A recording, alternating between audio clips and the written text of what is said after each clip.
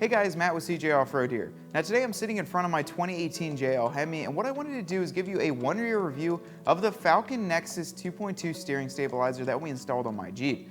Now I've got a ton of parts bolted onto this, and you might be wondering, why am I going over a steering stabilizer? Well, as most of you know by looking at the forums and on Facebook groups, that the JL Wranglers are notorious for having death wobble, even in this new of a vehicle.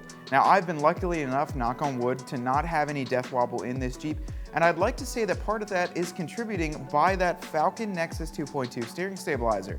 Now the steering stabilizer that I installed has 3 adjustable positions that go soft, medium, and firm. Now when I'm on the highway, I always stick to the firm. That way my steering is really locked into place and I don't have that much play going back and forth. When I'm off-road, I either put it on medium or soft so that my wheels can turn a lot easier when they're going lock to lock on rocks and I'm not damaging that steering stabilizer. Now one thing that I will tell you, when we installed it, you could really notice the difference in between the settings, and I've not seen anything like that on the market. When you put it onto firm, you can barely compress the entire thing. However, when you turn it to soft, it is as easy as pushing and opening and closing it. So there really is a difference in the settings here. It's not just snake oil or it's some mystical thing that goes on. There's a lot of science that goes into this steering stabilizer, and I would highly recommend it.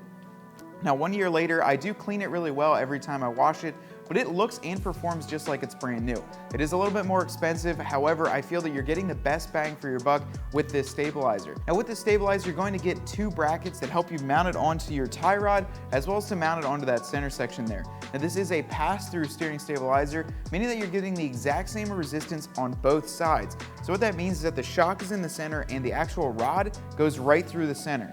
So what that does is it gives you the same amount of force going back and forth compared to a typical steering stabilizer, which is just like a regular shock.